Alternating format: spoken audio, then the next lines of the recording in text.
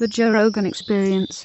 The whole Southpaw thing, shout out to my boy Nick and Nate Diaz, like, and all the work we've done in camp. Like, those guys got me ready for a lot of my Southpaw opponents, like, you know, midway through and toward the end of my career. So a lot of work with those guys, and specifically Nate.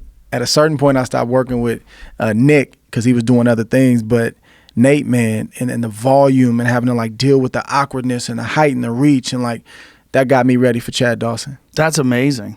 That's my boy. Yeah, he's a tough dude, man. Yeah. You know, and watching him come back after 3 years out of the game and beat Pettis like that. I shot him a message. I was like, bro, you're a bad man.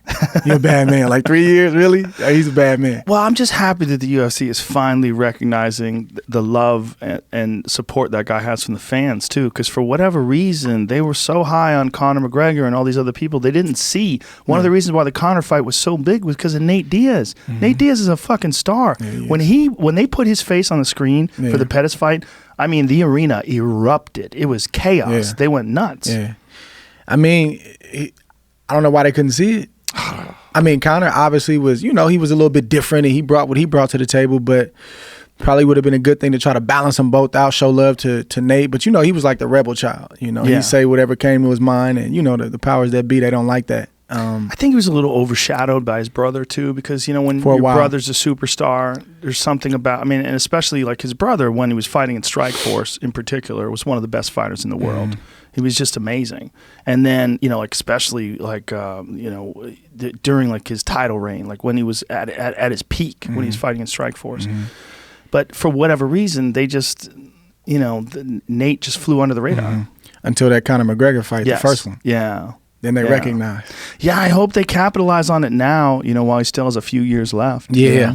It's that whole layoff thing, and not even trying to stay relevant, but just trying to keep your skills from eroding. Like, that's a whole thing right there. And then trying to go perform after that amount of time. Like, it's hard. Yeah. Men have fallen from that.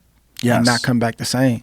Yeah, he didn't lose a beat. It was crazy. He looked as good as ever. It was amazing. The good thing is, though, he seems to always be working. And that's what saved me when I was off. Like, just always, like, chipping away in the gym, you know. He's got, you know, him and his brother got their own schools, and they're always in there grappling, working out. So that's what saved him. Now, if you take off 3 years of nothing, 2 years of nothing, a year of nothing, that's when you come back and you look like a totally different person. I always point to Muhammad Ali. When Muhammad Ali was forced to retire, when he took 3 years off and then he came back, he did not look physically like the same guy. Yeah. You know, who did he come back and fight? It wasn't Chuck Wepner. It was, what the fuck's his name? Was it Zero Foley? No. It was, fuck. It's a tragic guy, a white dude, and then his brother was also like, how can I not remember his fucking name? I think I know who you're talking about, man. Jamie will pull it up. I know who you're talking about too. Corey. Yes. Jerry Quarry. Jerry Quarry.